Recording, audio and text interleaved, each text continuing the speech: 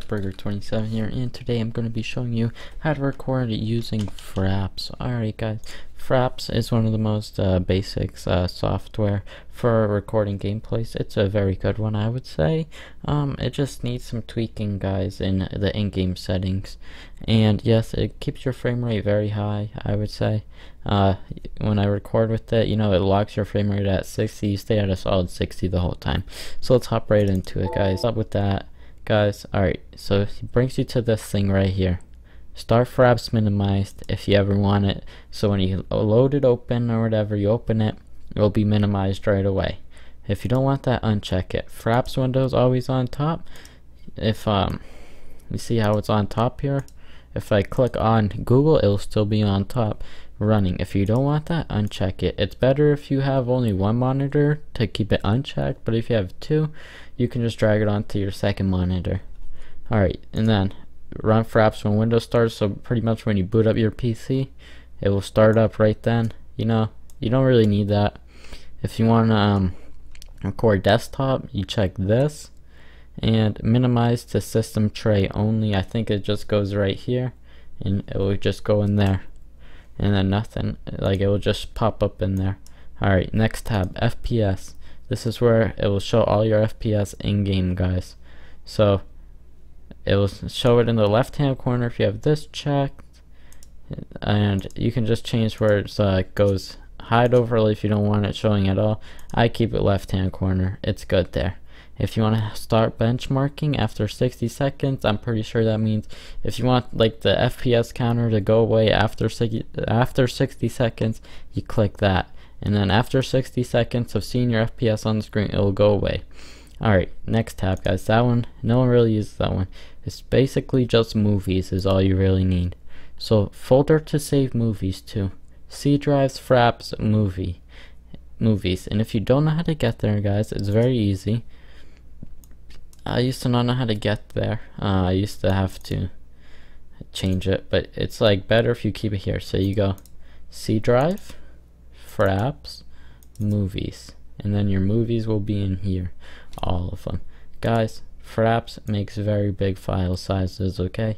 So just be careful you have enough hard drive space left, so if you're in the middle of recording, you just don't run out of space and then the recording just goes nowhere. Alright guys, so video capture settings. This is pretty self-explanatory right here. Video capture hotkey is pretty much the key you hit to start the recording. Alright, 60 FPS is what YouTube can now display. It used to be 30, so everyone used to record at 30 FPS, but some games don't run as smooth at 30 FPS. So 60 FPS I would suggest having it record at.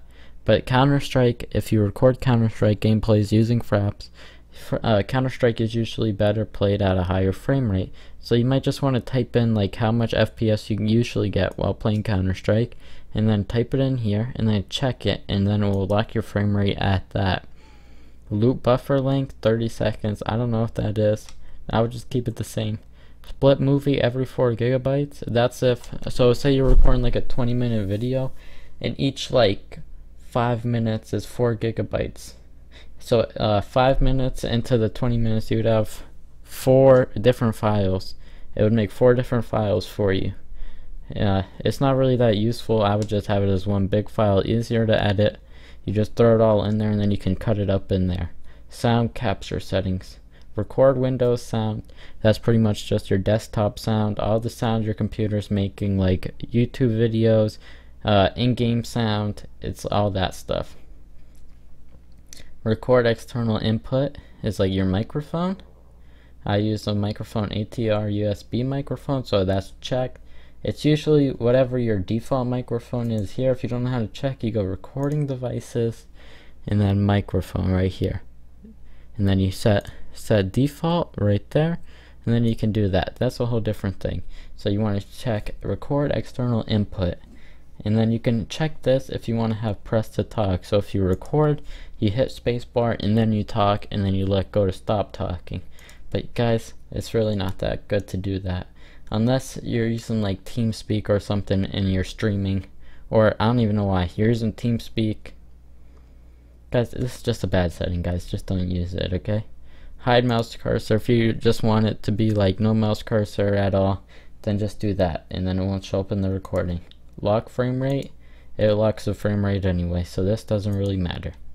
Force lossless RGB capture, I think that makes it look better, but I'm not sure. You guys might want to experiment with that. It's always good to experiment with things and find out on your own. But guys, this is just like the basics. So just leave a default, guys. It's pretty good. Default, it might be at half size, put it to full size. Get that full size quality out here.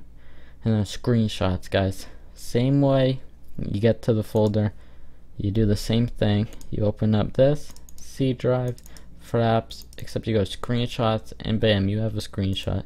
It's the same way you record. You hit F10 and it's a screenshot. You can disable it. You can save it in any format you want. Screen capture settings. You don't need this. It will take a, like, if you're gonna take a screenshot, it will take a picture of the FPS too. I don't know why you'd want to do that, but I don't know, guys. It's people.